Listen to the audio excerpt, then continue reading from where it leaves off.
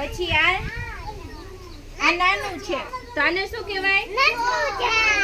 આને છોડ કહેવાય. શું કહેવાય? નાનું હોય એને શું કહેવાય? અને મોટું હોય એને. હવે આમાં જો જે બધાના પાંદડા કેવા છે? અલગ અલગ છે કે એક સરખા છે? એના પાંદડા અલગ છે. પછી જો પપૈયાના પાંદડા અલગ છે. પછી આના પાંદડા અલગ છે. પછી આ સરગવાના પાંદડા અલગ છે. પછી જો અહીંયા આંબલી છે તો આંબલીના પાંદડા અલગ છે છે ને? પછી આ કરાળના ફૂલ છે તો એના પાંદડા કેવા છે?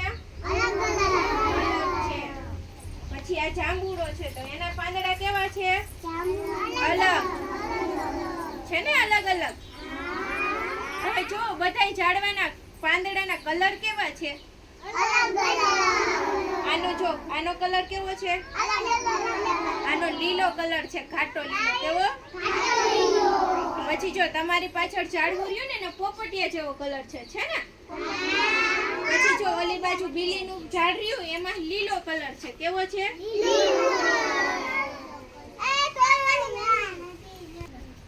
જો આનો આ બીલી છે તો આનો કલર કેવો છે?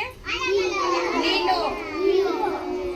પછી જો આનો પોપટી જેવો કલર છે. પછી ઓલો જાંબુડાનો આપણે કલર જોઈએ એનો ઘાટો લીલો હતો. કેવો હતો? હવે બધાય ઝાડમાં ફૂલ આવે? બધાયમાં ફૂલ આવે ને? ફળનું ઝાડ હોય તો પહેલા ફૂલ આવે પછી એમાંથી ફળ થાય. એવી રીતે બધાય ઝાડમાં છે ને પહેલા ફૂલ આવે. શું આવે? પછી ફૂલની સુગંધ બધાયમાં એક સરખી હોય કે અલગ અલગ હોય? અલગ અલગ હોય. સરસ, વેરી ગુડ. ચાલો ચાલો તો બધાયને સમજાઈ ગયું? નાના હોય એને છોડ કહેવાય અને આ મોટા હોય એને પછી બધાયને પાંદડા કેવા હોય? બધાય પાંદડાના કલર કેવા હોય? અલગ અલગ.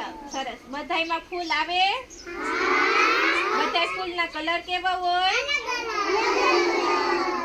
અને બધાય ફૂલની સુગંધ કેવી હોય? ચાલો, વેરી ગુડ. ચાલો બધાય તાલી પાડી દો. ફૂલ બનાવી દો.